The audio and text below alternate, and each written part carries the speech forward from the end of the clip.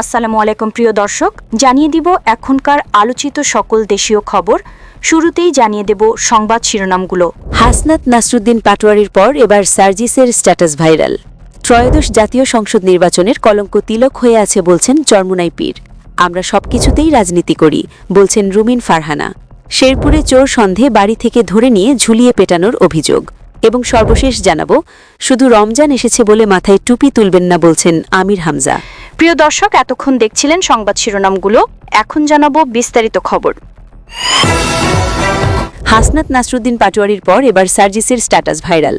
কুমিল্লা ৪ আসনে নবনির্বাচিত সংসদ সদস্য ও এনসিপির মুখ্য সংগঠক হাসনাত আবদুল্লাহ ও দলটির মুখ্য সমন্বয়ক নাসরুদ্দিন পাটোয়ারির পর এবার দলটির উত্তরাঞ্চলের মুখ্য সমন্বয়ক সার্জিস আলমের সামাজিক মাধ্যমে দেওয়া স্ট্যাটাস ভাইরাল হয়েছে। নিজেদের ভেরিফাইড ফেসবুক আইডি থেকে পৃথক স্ট্যাটাস দেন তারা। মুহূর্তেই তাদের পোস্ট ভাইরাল হয়েছে। ইফতারের পরপরই সামাজিক মাধ্যমে স্ট্যাটাস দেন ত্রয়োদশ জাতীয় সংসদ নির্বাচনী কুমিল্লা ৪ আসন থেকে নবনির্বাচিত সংসদ সদস্য ও এনসিবি মুখ্য সংগঠক হাসনাত আবদুল্লাহ। সন্ধ্যা ৬:১৬ দেওয়া ওই স্ট্যাটাসে হাসনাত আবদুল্লাহ ২ শব্দে লেখেন ইনকিলাব জিন্দাবাদ। মাত্র ২টি শব্দের স্ট্যাটাসটি প্রকাশ্যে পরপরই তার সামাজিক যোগাযোগ মাধ্যমে দ্রুত ছড়িয়ে পড়ে এবং ব্যাপক আলোচনা জন্ম দেয়। সমর্থক ও সমালোচক উভয় পক্ষের মধ্যে পোস্ট নিয়ে নানা প্রতিক্রিয়া দেখা গেছে। শনিবার সন্ধ্যা ৭:৪০ ফেসবুকে পোস্ট দেন নাসরুদ্দিন পাটোয়ারি। পোস্টে তিনি লিখেছেন ইনকিলাব জিন্দাবাদ, চাঁদাবাদ মুর্দাবাদ। ইতিমধ্যে পোস্টটিতে ২.৫ লাখের বেশি লাইক ও ২১,০০০-এর বেশি কমেন্ট করা হয়েছে। সেই সঙ্গে ৪ শব্দের স্ট্যাটাসটি শেয়ার করেছে প্রায় ৮,০০০ মানুষ। অন্যদিকে শনিবার রাত ৮:১০ দিকে নিজের ভেরিফাইড ফেসবুক স্ট্যাটাস দিয়েছেন এনসিপির উত্তরাঞ্চলের মুখ্য সমন্বয়ক সার্জিস আলম। স্ট্যাটাসে তিনি লিখেছেন, যে স্লোগান স্বৈরাচারের পতন ঘটিয়েছে সেই স্লোগান তাদের উত্তরসূরিদের ভয়ের কারণ তো হবেই। সার্জিস আলমের স্ট্যাটাসে ইতোমধ্যে ১.৫ লাখের মতো লাইক পড়েছে। সেই সঙ্গে ১৬,০০০-এর বেশি মানুষ স্ট্যাটাসটির মন্তব্যের ঘরে নানা মন্তব্য করার পাশাপাশি প্রায় ২,৫০০ আইডি থেকে স্ট্যাটাসটি শেয়ার করা হয়েছে। ত্রয়োদশ জাতীয় সংসদ নির্বাচনের কলঙ্ক তিলক হয়ে আছে বলছেন চরমোনাই পীর।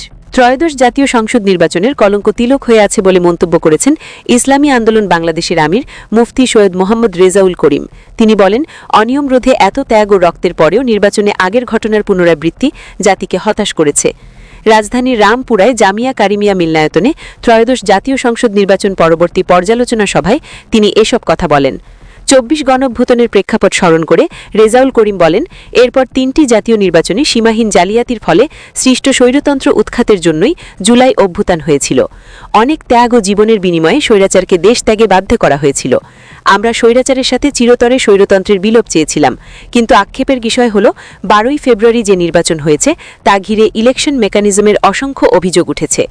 চরমোনাই পীর বলেন, আমরাও আমাদের বিভিন্ন প্রার্থীদের থেকে অভিযোগ পেয়েছি যে অনেকে বুথে এজেন্ট বের করে দেওয়া, ভয়ভীতি দেখানো এবং ভোট গণনায় ছুচুরি সহ নানা ধরনের অনিয়ম হয়েছে।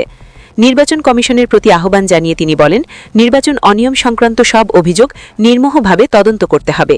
অভিযোগ প্রমাণিত হলে জড়িতদের বিরুদ্ধে দ্রুত আইনানুগ ব্যবস্থা নিতে হবে। ইসলামী আন্দোলনের এই পর্যালোচনা সভায় দলের বিভিন্ন পর্যায়ের কেন্দ্রীয় নেতারা উপস্থিত ছিলেন। সভায় সারা দেশ থেকে আসা প্রার্থীদের অভিজ্ঞতা ও নির্বাচনের সার্বিক চিত্র নিয়ে আলোচনা করা হয়। আমরা সবকিছুতেই রাজনীতি করি বলছেন রুমিন ফারহানা। ব্রাহ্মণবাড়িয়া ২ আসনে নবনির্বাচিত সংসদ সদস্য ব্যারিস্টার রুমিন ফারহানা বলেছেন, আমাদের দুর্ভাগ্য আমরা সবকিছুতেই রাজনীতি করি। যখন যে সরকার ক্ষমতায় আসে তারা নিজেদের মতো করে ইতিহাস রচনা করে, ফলে ইতিহাসে আমরা হয় দেবতা নয়তো ইবলিশ। এই দুইয়ের মাঝখানে সাধারণ মানুষকে খুঁজে পাওয়া যায় না। সরকার এসেছে, সরকার গেছে, কিন্তু ভাষা আন্দোলনের প্রকৃত ইতিহাস কোথাও সঠিকভাবে লেখা হয়নি। এটি জাতি হিসেবে দুঃখজনক ও লজ্জাজনক। সকাল ১১টায় আশুগঞ্জ উপজেলা পরিষদ সম্মেলন কক্ষে মহান শহীদ দিবস ও আন্তর্জাতিক মাতৃভাষা দিবস উপলক্ষে আয়োজিত আলোচনা সভায় প্রধান অতিথির বক্তব্যে তিনি এসব কথা বলেন। রুমিন ফারহানা বলেন, দেশের স্বাধীনতা সংগ্রামের প্রথম সূচনা ১৯৫২ সালের ভাষা আন্দোলন। এর ধারাবাহিকতায় ৬ দফা আন্দোলন, ১৯৬৯ সালের গণঅভ্যুত্থান এবং ১৯৭১ সালের মুক্তিযুদ্ধে সংঘটিত হয়। পৃথিবীতে বাংলাদেশ ছাড়া আর কোনো জাতিগোষ্ঠী ভাষার জন্য সংগ্রাম করেনি কিংবা জীবন দেয়নি। তিনি তার বাবা ভাষা আন্দোলনের অন্যতম সংগঠক অলি আহাদের সংগ্রামী ভূমিকার কথা তুলে ধরে বলেন, পাঠ্যসূচির বইগুলোতে ভাষা আন্দোলনের প্রকৃত ইতিহাস যথাযথভাবে প্রতিফলিত হয়নি। ৮০ দশক পর্যন্ত ইতিহাস ততটা দলীয়করণ বা বিকৃত করা হয়নি। তবে পরবর্তীতে দলীয় সরকারগুলো ক্ষমতায় আসার পর ভাষা আন্দোলনের প্রকৃত নায়কদের অবদান ধীরে ধীরে আড়াল করা হয়েছে, যা জাতি হিসেবে লজ্জার। তিনি আরও বলেন, 5ই আগস্টের পর বাংলাদেশ একটি নতুন রূপ পেয়েছে।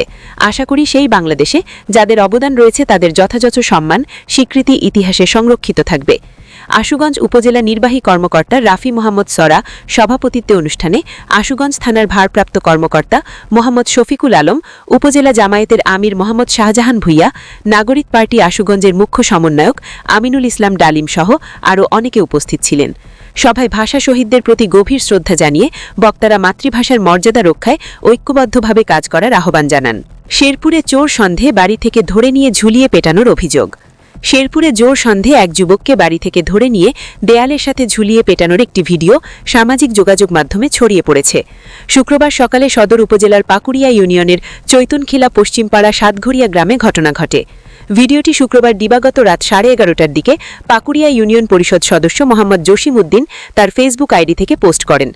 ভিডিওটি পোস্ট করে নিন্দা জানান এবং ঘটনার সাথে জড়িতদের বিচার দাবি করেন। সেটি নিয়ে আলোচনা ও সমালোচনা সৃষ্টি হয়। ভুক্তভোগী নীলু মিয়া পাকুড়িয়া ইউনিয়নের গনই মমিনাকান্দা গ্রামের বাসিন্দা। নীলু মিয়ার মা অভিযোগ করে বলেন, আমার নিরপরাধ ছেলেকে মিথ্যা চুরির অপরাধ দিয়ে বাড়ি থেকে ধরে নিয়ে দেয়ালের সাথে ঝুলিয়ে অন্যায়ভাবে মারধর করা হয়েছে। বর্তমানে সে গুরুতর অবস্থায় জেলা সদর হাসপাতালে চিকিৎসাধীন। যারা আমার ছেলেকে চোর বানিয়ে এভাবে ঝুলিয়ে মারপিট করেছে তারা নিজেরাই নেশাখোর চোর। আমি প্রশাসনের কাছে ঘটনার সুষ্ঠু তদন্ত ও দোষীদের শাস্তির দাবি জানাই। শেরপুর সদর থানার ভারপ্রাপ্ত কর্মকর্তা সোহেল রানা বলেন, এ বিষয়ে এখনও পর্যন্ত কোনো অভিযোগ পাইনি। অভিযোগ পেলে তদন্ত সাপেক্ষে দোষীদের বিরুদ্ধে ব্যবস্থা নেব। শুধু রমজান এসেছে বলে মাথায় টুপি তুলবেন না, বলছেন আমির হামজা। জামায়াতের মনোনীত প্রার্থী হিসেবে কুষ্টিয়া 3 আসনের সংসদ সদস্য মুফতি আমির হামজা বলেছেন, আজকে অনেকের মাথায় টুপি দেখে মনে হচ্ছে তারা ইবাদত করেন। আমরা চাই এই পরিবেশ যেন বাকি 11 মাসও বজায় থাকে। শুধু রমজান এসেছে বলেই মাথায় টুপি তুলবেন না। এখন যে অবস্থায় পাচ্ছি, আগামী 11 মাসেও আপনাদের এমন চেহারা সুরত এবং কর্ম আমরা দেখতে চাই। সন্ধ্যায় জেলা জামায়াত ইসলামী আয়োজিত ইফতার মাহফিলে প্রধান অতিথির বক্তব্যে তিনি এসব কথা বলেন। আমির হামজা বলেন, নির্বাচনে ইঞ্জিনিয়ারিং, প্ল্যানিং বা মেকানিজম যাই হোক না কেন, শেষ পর্যন্ত গণতন্ত্রের বিজয় হয়েছে। আগামীতে আমরা চাই সাংবাদিকরা স্বচ্ছতার ধারাবাহিকতা বজায় রাখবেন, ন্যায়কে ন্যায় এবং অন্যায়কে অন্যায় বলবেন, কোনো ব্যক্তি বা কোনো গোষ্ঠীর দিকে ঝুঁকে পড়বেন না। তিনি বলেন, আপনাদের এই কাজকে আমরা ছোটখাটো হিসেবে দেখি না, বিশেষ করে আমি একে মহান পেশা মনে করি। আপনারা যে মহান পেশায় নিয়োজিত থেকে তথ্যগুলো জাতির সামনে তুলে ধরেন, সেই কাজটা যে ইবাদত তা আমরা অনেকেই মনে করি না। ইফতার মাহফিলে জেলা জামায়াতের সেক্রেটারি সুজাউদ্দিন জোয়ানবারের সভাপতিত্বে, শহর জামায়াতের আমির এনামুল হকের সঞ্চালনায় প্রধান আলোচক হিসেবে উপস্থিত ছিলেন বাংলাদেশ জামায়াত ইসলামের যশোর কুষ্টিয়া অঞ্চলের টিম সদস্য অধ্যাপক খন্দকার AKM আলী মহসিন। এ সময় গণমাধ্যম কর্মী সহ জেলা জামায়াতের বিভিন্ন স্তরের নেতাকর্মীরা উপস্থিত ছিলেন। প্রিয় দর্শক, এই ছিল এখনকার গুরুত্বপূর্ণ নিউজ। আরও গুরুত্বপূর্ণ নিউজ নিয়ে ফিরছি কিছুক্ষণের মধ্যে। নিউজগুলো সবার আগে দেখার জন্য এই চ্যানেলটি সাবস্ক্রাইব করে আমাদের সাথে থাকুন। ধন্যবাদ।